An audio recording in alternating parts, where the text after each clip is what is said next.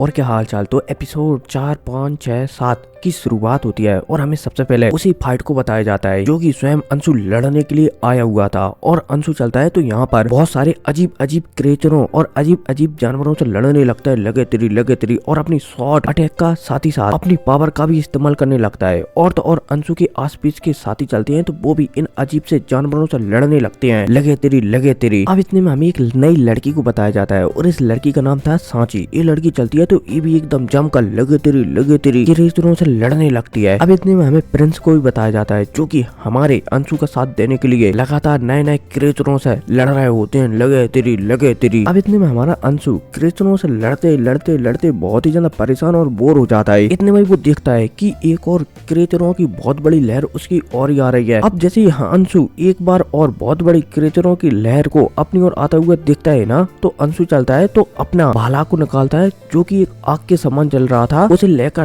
तेजी से जो नए क्रिएचर आ रहे हैं ना, नए पावरफुल एविल क्रिएचर आ रहे हैं ना, उनकी ओर आगे बढ़ जाता है। अब यहाँ पर अंशु चलता है तो अपने भाले से चारों तरफ लगे तेरी चारों तरफ तबाही मचाने लगता है, जिस वजह से बहुत सारे क्रिएचर, बहुत सारे जानवर मारे जाते हैं। और तो और जब आसपास के लोग अंशु को ऐसा करता हुआ देखते हैं, खासकर वो लड़की सांची, वो हमारे अंशु को ऐसा करता हुआ देखती है ना, तो वो बहुत ही ज्यादा खुश हो जाती है। ये अंशु ये तो हैंडसम के अलावा बहुत ही ज्यादा पावरफुल भी है। अब जैसे हमारा अंशु सारे के सारे क्रिएचरों को निपटा देता है और मैदान को पूरा खाली कर देता है, तो हमारा अंशु चलता है तो दोबारा से जो बॉल है ना, पहली दीवार है ना, उसके ऊपर आ जाता है।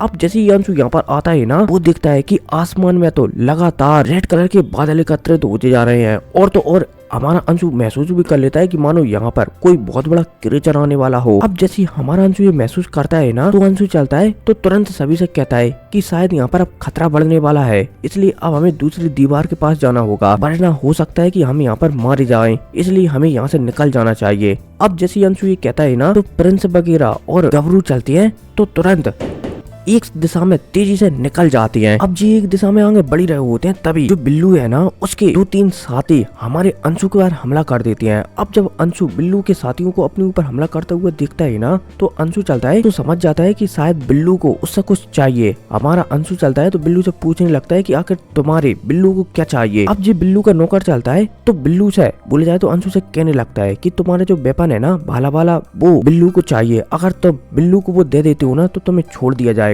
अब जब अंशु सामने वाले बिल्लू के चेले की बात सुनता है ना, तो उसकी बातों को वो नजरअंदाज कर देता है। अंशु चलता है तो तुरंत प्रिंस से कह देता है कि यहाँ से तुम लोग निकल जाओ, बाकी का सब कुछ यहाँ पर मैं संभाल लूंगा। अब जब प्रिंस अंशु की बात सुनता है ना, तो वो एक पल के लिए हिचकता है, लेकिन वो चलता है तो यहाँ से निकल जाता है। अब अंशु चलता है तो वो दोबारा से अपने भाले को निकालता है और जो बिल्लू का नौकर है ना, बोला जाए तो चेला है ना, उससे लड़ने लगता है, लगे तेरी। और यही चेला चलता है तो वो भी अपने पावरफुल अटैक हमारे अंशु के ऊपर करता है, लेकिन अंशु चलता है तो हर अटैक को आसानी से रोककर चेले में लगे तेरी बुरी तरीके से मचाने लगता है और एकदम चेले की बुरी हालत कर देता है। अब यहाँ पर हमारा अंशु चेले को मारने वाला होता है, तभी अचानक आसमान से उड़ने वाले ड्रैगन आते हैं और जो चेला और उसके साथियां है ना, सारे के सारे लोगों को पकड़ कर ले जाते हैं। अब जब हमारा अंशु आसमान से ड्रैगन आता हुआ दिखता है, तो जहाँ बोले जाए तो अंशु समझ जाता है कि ये ड्रैगन बहुत ही ज्यादा पावरफुल है, इसलिए अंशु चलता है तो तुरंत तेजी से जो दूसरा फ्लोर है ना, दूसरे नंबर की दीवार है ना, उसके पास आने लगता है।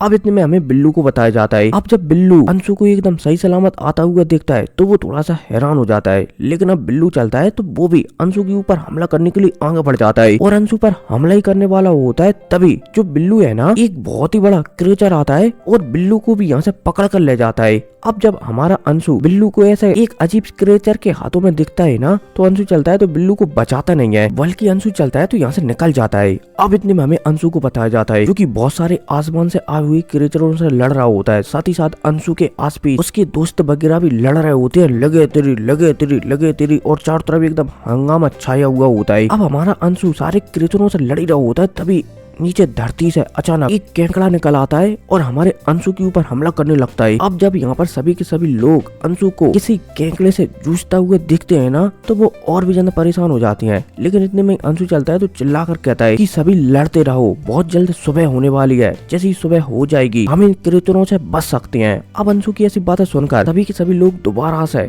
इन अजीब से डायनासोर और क्रिएचरों से लड़ने लगते हैं। अब इतने में हमें अंशु को बताया जाता है जिसके सामने एक केकड़ा खड़ा हुआ होता है और हमारा अंशु केकड़े से जूझने के लिए एकदम तैयार होता है। अब हमारा अंशु सोचने लगता है कि केकड़े से जीतना बहुत ही ज्यादा मुश्किल है, इसलिए अंशु चलता है तो यहाँ पर अपने एक पपेट को बाहर निकाल देता है। अब जैसे ये पपेट निकलता है ना, तो एक बार तो ये केकड़े पर हमला करता है, लेकिन दूसरी बार एक केकड़े पर हमला नहीं करता। अंशु चलता है तो उसके अंदर जो बिल्ली रहती है ना, उससे पूछने लगता है कि भला ये मेरा पपेट केकड़े पर हमला क्यों नहीं कर रहा। अब जब अंशु की बिल्ली अंशु की बात सुनती है ना, तो वो कहने लगती है कि जो तुम्हारा जो पपेट है ना, वो बहुत जल्द एबल बनने वाला है और वो तुम पर ही हमला करने वाला है। अब जब अंशु बिल्ली की बात सुनता है ना, तो वो थोड़ा सा हैरान हो जाता है। अब अंशु इससे पहले कुछ कर पाता, उससे पहले अंशु के जो पपेट है ना, उसके अंदर एबल शक्तियां आ जाती हैं और वो हमारे अंशु के ऊपर ही हमला करने लगता है। अंशु चलता है तो पपेट को अपने भाले से रोक देता है और पपेट को पीछे खिसकाने लगता है। इतने में ही हमारा अंशु चलता है तो उसका जो टाइगर है ना, उससे कह देता है कि तुम फिलहाल के लिए उस केकड़े को संभालो, जब तक मैं मेरे पपेट से निपटता हूँ।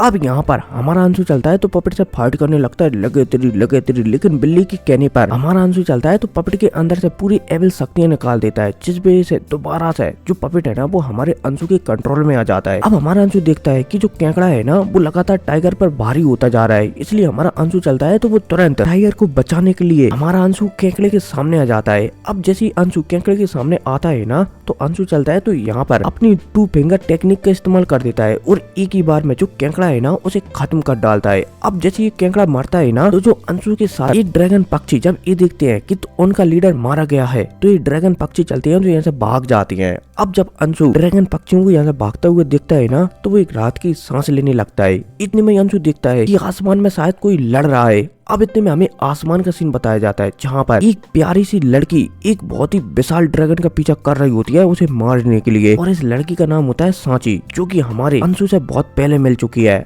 अब जैसे ये लड़की ये दिखती है कि उसके साथी उसकी सुरक्षा के लिए उसके पीछे आ रहे हैं, तो ये लड़की चलती है तो उन्हें मना कर देती है कि मेरे पीछे मत आओ, मैं इस ड्रैगन को संभाल सकती हूँ। अब यहाँ पर ये सांची चलती है तो अपने लोटस को एक्टिवेट करती है और पलक झपकती यहाँ पर जो ड्रैगन है ना, उसे चैनों से बांध देती है। सांची चलती है तो एक लोटस अटैक सीधा जो ड्रैगन है ना, उसके ऊपर कर देती है, जिस वजह से ड्रैगन चलता है तो एक ही बार में मारा जाता है। अब इतने में सीन सब होता है और दोबारा से हमारे अंशु को बताया जाता है, क्योंकि ये सब महसूस कर रहा होता है कि मानो आसमान में एक बहुत ही तगड़ी लड़ाई चल रही हो। अब इतने में हमें सुबह का सीन बताया जाता है, जहाँ पर सुबह हो चुकी थी और यहाँ पर सभी लोग आपस में बातचीत कर रहे होते हैं कि इन जानवरों को कैसे बांटना है। और वहीं हमारा अंशु चलता है तो सभी से कह देता है कि हम बराबर सारे जानवर बांट लेंगे, ताकि हमें बहुत सारी गोलियां मिल सकें। अब इतने में हमें यहाँ पर एक बंदे को बताया जाता है और इस बंदे का नाम होता है पिल्लू, और ये वही बंदा होता है जिसे कुछ समय पहले ड्रैगन पक्षी उठा कर ले गए थे। अब ये बंदा चलता है तो यहाँ पर आ जाता है और अंशु वगैरह से मना करने लगता है कि खबरदार, अगर तुमने एक भी जानवर को हाथ लगाने की कोशिश की या फिर यहाँ से गोली लेकर भागने की कोशिश की, वरना तुम जिंदा नहीं बचोगे।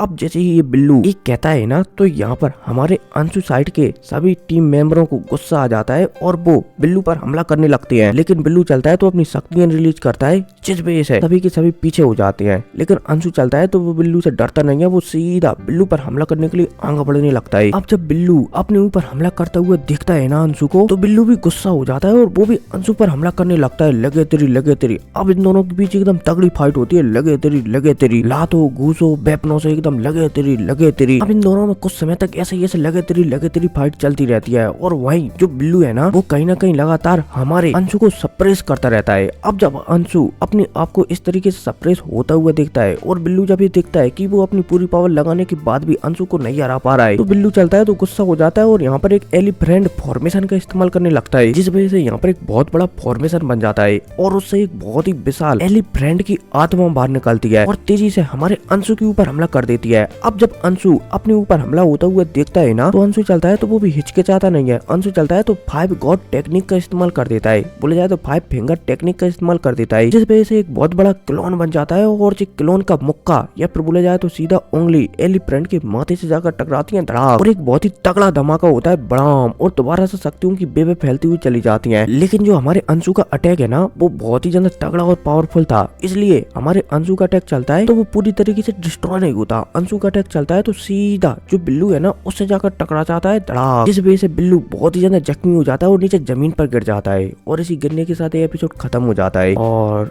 मिलते हैं अगली वीडियो में, टेक केयर, बाय।